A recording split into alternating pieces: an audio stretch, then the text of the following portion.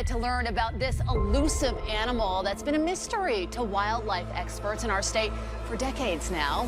For 43 years, Utah's lone wolverine was a ghost, one blurry photo, a scatter of dismissed sightings, and a mountain range everyone swore was empty. Then, a single trail camera caught it alive in the snow. Then, a team trapped it, locked a GPS collar around its neck, and set it loose. Over the next 3 weeks, that collar pinged back a stream of numbers no one in this state had ever recorded. And when biologists finally read what their cameras and that tracker had captured, the data stopped them cold.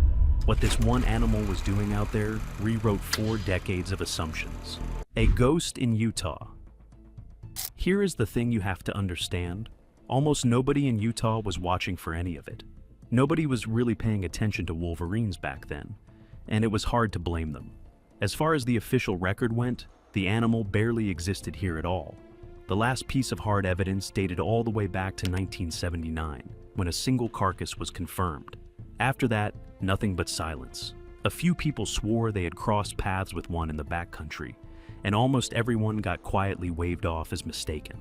The deep snowfields of the Uinta Mountains, the tallest east-west mountain range in the lower 48, seemed empty of wolverines entirely. And that is the kind of absence that hardens into fact, simply because nobody can prove otherwise. That assumption was about to come apart in someone's hands, in a way no one saw coming. Built to pick fights. To understand why one animal could matter this much, you have to understand what a wolverine actually is. The wolverine, genus Gulo, is the largest land-dwelling member of the weasel family, and I want you to hold on to that word weasel because it matters. Picture a small bear that moves like a weasel and behaves like it has something to prove. It is built low and heavy, wrapped in thick dark fur, with a broad skull and jaws strong enough to crush frozen bone. A big male tops out at around 45 pounds. That is the whole animal, and yet this thing has a documented habit of taking down prey many times its own size. A creature light enough to lift with 2 hands has been recorded driving wolves, cougars, and even bears off a fresh kill. Stephanie Natt of Wild Aware, Utah, does not dress it up when she talks about them. She describes them as small animals that will stand their ground against far bigger predators, then go straight after them. That reputation is not folklore. Pound for pound, this is one of the most fearless animals in North America. But ferocity has never once been enough to save it. Across the entire lower 48 states, scientists estimate that no more than 300 wolverines remain. They need vast, cold, undisturbed country, the kind of high-elevation wilderness that is quietly vanishing. And that scarcity is exactly why one animal in a sheep pasture was about to matter far beyond the state line. The ghost appears. The first crack in the silence came in February of 2014. A remotely triggered trail camera, deep in the Uinta Mountains, captured something biologists had flatly assumed was impossible in that range. A wolverine, alive, standing on Utah snow. A team of ultra-runners and scientists with a group called Adventure Scientists had been hauling camera traps up talus slopes and across freezing rivers to survey the high country. And that one frame rewrote the map. Then the evidence started stacking up, and it stacked fast. In July of 2016, a wolverine was struck and killed by a vehicle in northern Utah, the first physical specimen the state had recovered in roughly 4 decades. The director of the wildlife division at the time stressed that no one had transplanted this animal. It had walked there on its own. By 2021, the sightings were arriving faster still, 4 confirmed in that single year. In May, a wolverine was even filmed loping across Antelope Island, a chunk of land marooned in the middle of the Great Salt Lake, far south of anywhere the animal had any business being. The ghost was turning real, 1 frame at a time. But one thing was still missing, the thing that kept the whole story just out of reach. Nobody had ever actually put their hands on one. Quick thing before we get to the part where that changes. If you are the kind of person who wants to see the rarest wildlife in North America, the animals almost nobody will ever lay eyes on in the wild, subscribe and stick with me. What comes next is exactly that kind of story. The massacre. It began on a cold morning outside Randolph, March 10th, 2022. A sheep herder walked out to his flock and found 18 of them dead and dying in the snow, and the animals still standing in the middle of it. It bolted the instant he got close. But this time, the timing was almost too neat. A crew from Federal Wildlife Services happened to be working a livestock protection project in the exact same area. Within hours, they had aircraft in the air. A helicopter and a fixed-wing plane swept low over the ridgelines, tracking a single dark shape across the white, and captured it running through deep powder with 2 aircraft on its tail. Biologists from the Utah Division of Wildlife Resources dropped everything and raced to join them. Working alongside the herder and the federal crew, they set 2 barrel traps in the snow, and then they did the hardest thing of all. They waited. On the 11th of March, the trapdoor dropped. For the first time in recorded Utah history, a wolverine was in human hands, and the clock on the most important 3 weeks in this animal's life had just started to run. A healthy male. Jim Christensen, the biologist who led the operation, knelt over the animal in the snow, hardly able to believe what he was looking at. He called it a once-in-a-lifetime experience, and he was not exaggerating. Most wildlife biologists spend an entire career in this region without ever seeing a wild wolverine, let alone crouching over a sedated one with their hands in its fur. The team worked fast. What they found was a young male in excellent condition, 3 to 4 years old, weighing about 28 pounds and stretching roughly 41 inches from nose to tail. His teeth were sharp and clean. This was a healthy animal in its prime, the kind of individual that could define what this species was doing in Utah. Then came the part that mattered more than any measurement. They fixed a GPS tracking collar around his neck and drove him that same evening to the north slope of the Winta Mountains, about 65 miles from the farm where he had first turned up, and let him go. That collar was the whole point. For the first time ever, instead of guessing where Utah's wolverines went, somebody was about to watch one move in real time. Why it mattered, and they needed it badly, because these animals are almost impossible to study. Wolverines live at low density across staggering territories. A single one can claim a home range as large as 350 square miles, and individuals have been recorded traveling more than 500 miles across terrain that bankrupts most research budgets. You would assume someone would have collared one in Utah decades ago. Nobody had. That is why a working collar on a healthy Utah male was, in research terms, priceless. Every ping was data no one had ever collected in this state, but the collar was chasing something bigger than a map. Here is what the biologists actually lay awake wanting to know. In the wild, a female burrows deep into the late spring snow to build a den, a hidden chamber where she gives birth. The kits are born almost unbelievably small, blind, white, weighing less than a pound, and stay buried in that den until weaned in midsummer, which welds a wolverine's reproductive future to deep, late-melting snow. No, no den. So, the real prize was never just proving one animal existed, it was the question underneath. Was this a lone drifter passing through, or was the Winta Range actually holding wolverines, denning, breeding, building a future? One collar on one male could not answer outright, but where he went and how hard he pushed through that snow would tell biologists whether this landscape could support the animal at all. 195 miles. By early April, less than a month after release, the data stopped the people reading it cold. In roughly 25 days, this single wolverine had traveled 195 miles. Consider that in human terms. This is a 28-pound animal moving through a mountain range under more than 5 feet of snow, across some of the harshest terrain in the lower 48. Covering nearly 200 miles in under a month. 5 feet of snow is taller than most adults. This wolverine was not surviving in it. It was sprinting through it, and it gets stranger. Across those 3 weeks, the wolverine crossed the entire Winta Range from one side to the other, not once, but 4 separate times, back and forth over the tallest east-west mountains in the country. On average, it moved just under half a mile every hour, and in some stretches, in powder more than 5 feet deep, it clocked up to 3 miles in a single hour. And here is what undid them. For all that movement, it never actually left. The animal stayed within about 50 miles of where it was released. It was not fleeing anything. It was patrolling, looping endlessly across its own territory. The wildlife managers watched it carve circle after circle into the same stretch of mountains and understood what they were seeing. This was not a lost animal blundering through country it did not know.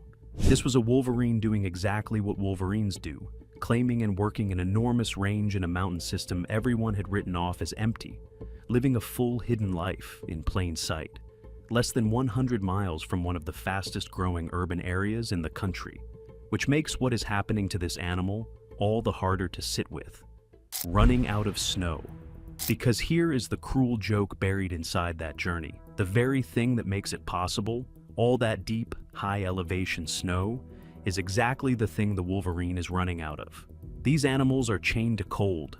Females need that deep, late-melting snowpack to den and raise their kits at all. And as winters warm and snow lines climb higher, the cold islands they depend on are shrinking and breaking apart. A Wolverine cannot adapt to a warmer mountain. Its entire breeding strategy is built on snow that survives into spring. If a warming climate were the only thing stacked against it, the species might still have room to recover. But it is not the only thing. Across their range, in places like Montana and Wyoming, at least 20 wolverines were caught in traps over a single decade. When your entire lower 48 population sits at around 300 animals, losing 20 to traps is not a rounding error. It is a bleeding wound in a tiny, fragile population. And the pressure goes back a long way. In the early 1900s, trapping and hunting pushed wolverines in Montana right to the edge of vanishing. They clawed their way back, but never to anything close to their old numbers. And getting them protection at all would turn into a fight that dragged on for half a century. Protection on paper. For years, conservation groups fought to win the Wolverine federal protection, and for years, they were shut down. Back in 2014, federal officials stalled a proposed listing, arguing that while climate change was real, they could not yet prove the Wolverine's survival was directly tied to shrinking snowpack. 20 organizations sued, and a federal judge sent the agency back to the evidence. It took 6 separate rounds of successful litigation, stretched across decades, to force the issue. And at the end of November 2023, the U.S. Fish and Wildlife Service listed the North American wolverine in the contiguous United States as a threatened species under the Endangered Species Act. After half a century of arguing, the animal that had walked back into Utah entirely on its own finally had protection. But protection on paper does not rebuild a population. And even as the ink dried, conservationists were already running a clock on something far more audacious. The Colorado Gamble. In January 2026, Colorado announced a plan to do something never done with this species. A program to physically bring wolverines back to the state, translocating up to 15 animals per season across 3 or more seasons, as many as 45 animals in total. The last native wolverine recorded in Colorado was killed back in 1919. So, why Colorado? Because it is the single largest piece of empty wolverine habitat left in the lower 48, country where the animal used to live and could live again. Bob Inman has spent 25 years on this animal, and when he lays out the stakes, he does not soften them. Putting wolverines back into Colorado, he has said, could grow the entire lower 48 population by almost 30%. An enormous swing for a species clinging to roughly 300 individuals, and nobody has a playbook for it. As Inman has pointed out, wolverines have never been reintroduced to a place they once lived. There is no recipe. It is being written from scratch, right now. But back in Utah, the biologists had a question of their own that Colorado could not answer. The open mystery. Up to this point, Utah's whole role had been about proving the animal was even here. That was about to flip into something much bigger, because the biologists were nowhere near done. The collared male had shown them this landscape could hold a wolverine, but not whether there was more than one. And this is exactly where the open mystery sits today. A confirmed den with kits in it would mean Utah does not simply host lone wolverines wandering through. It would mean they are breeding here. So far, no such den has been found in the Uinta Mountains. What biologists have instead are hints that will not let them sleep. A single nighttime photograph, snapped in a remote stretch of the Uintas east of Park City, had already stunned skeptical scientists just by proving a live wolverine was standing there. And since then, reports out of the high country have suggested something bigger still. The possibility that a mating pair may be living in the range. That detail sounded minor when it first surfaced. It is not. If it turns out to be true, it changes the entire conservation picture for the state entirely. To chase it down, the Division of Wildlife Resources has planned to head back into the Uintas, setting camera traps on the north slope of the range, exactly the kind of country where a female might burrow into the late snow to den. They are hunting for the one piece of evidence that has slipped through everyone's fingers, proof that Utah's Wolverines are not just passing through, but staying and raising the next generation in the snow. And it is worth sitting with how impossible the odds are. A female Wolverine, one of fewer than 300 in the entire region, finding a mate across a range the size of the Uintas, then surviving long enough to burrow into deep spring snow and raise blind, white, half-pound kits in a hidden chamber, all in a landscape ringed by nearly 1 million people. Pulling that off is either staggering resilience or pure stubbornness. With this animal, it is almost always both. What one collar taught. So, what did that one collar really teach us? On the surface, just a string of coordinates. One animal, 195 miles, 4 crossings of a mountain range, 25 days.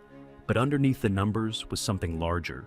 It was the first hard proof of how a Wolverine actually uses Utah, not as a corridor to slip through, but as a place to work, to patrol, to live. That single data set did far more than fill a gap in a spreadsheet. It told biologists the Uinta Mountains can support the relentless, wide-ranging life this animal demands, and gave them a baseline for managing the species.